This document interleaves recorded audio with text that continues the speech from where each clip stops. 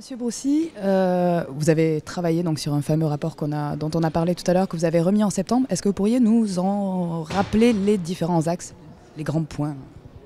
Alors c'est un rapport que je suis censé remettre au Premier ministre dans les semaines ou dans les jours qui viennent, mais qu'on m'a commandé effectivement au mois de septembre dernier, et qui a pour objet de travailler, disons, sur les pistes d'adaptation de la société française à son vieillissement. Donc au-delà de la dépendance, quels sont les éléments où la société française va devoir évoluer et s'adapter au fait qu'il y aura dans les 10, 20, 30 prochaines années une explosion du nombre de personnes âgées dépendantes, mais aussi du nombre de personnes âgées très âgées mais valides. Donc du coup, il faut s'adapter à la fois à la question de la dépendance, mais s'adapter aussi à une frange croissante de la population qui sera fragile, sans être dépendante. Et c'est là où je reviens au thème que j'évoquais, c'est-à-dire il faut absolument qu'à cette population-là, la société française donne des réponses. L'adaptation des logements, l'adaptation de la ville, l'adaptation des transports. C'est pour ces gens-là, qui sont des millions, qu'il faut aujourd'hui que la société française accompagne cette évolution démographique. Le deuxième point, c'est qu'on fait l'analyse quasi sociologique qu'à un moment donné, la population française s'est laissée un peu surprendre par la dépendance. Et que donc on a bricolé des solutions telles que les maisons de retraite, telles que les services à domicile, mais d'une certaine manière, la liberté de choix là-dedans de la personne âgée n'a pas été au centre. Les générations à venir connaissent ce phénomène, parce qu'elles s'en sont occupées pour leurs propres parents. Et donc, oui, je dis qu'un retraité averti en vaudra deux, c'est-à-dire que aujourd'hui, demain, les retraités et les cohortes futures de retraités eh bien, sauront à quoi s'en tenir. Et peut-être à ce moment-là, en tout cas j'en fonde le pari, les retraités de demain seront plus à même d'anticiper.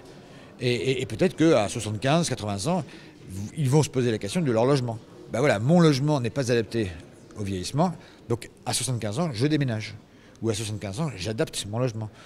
En tout cas, à 75 ans, j'adapte ma façon de me mouvoir. Peut-être que j'habite à 15 km de la première boulangerie, je vais peut-être déménager et habiter en centre-ville, dans un appartement plus adapté. Voilà. De se dire qu'à 70-75 ans, il y a encore 10, 15, 20 ans à vivre. Et que donc on peut se réinventer une nouvelle vie adaptée à son état physique. Vous avez évoqué l'explosion, du moins la place que vont de plus en plus prendre les intervenants à domicile. Est-ce que vous pourriez nous reparler de ça? Ce que je crois, c'est que depuis 10-15 ans, les pouvoirs publics se sont énormément concentrés sur les établissements. Aussi parce qu'il fallait trouver des solutions rapides à la question de la dépendance. Et je plaide en tout cas pour qu'après cette décennie où les pouvoirs publics se sont concentrés sur la modernisation des maisons de retraite et puis leur augmentation quantitative. Il y a maintenant un relatif équilibre entre l'offre et la demande. Donc maintenant, enfin, concentrons-nous vraiment sur l'aide à domicile. Aujourd'hui, la priorité de l'aide à domicile, c'était un discours, ça n'a pas été une politique. Il faut désormais que ça devienne une vraie priorité. Parce que il ne suffit pas de dire que les gens veulent rester à domicile pour qu'ils puissent rester à domicile. Il faut donc travailler sur l'environnement.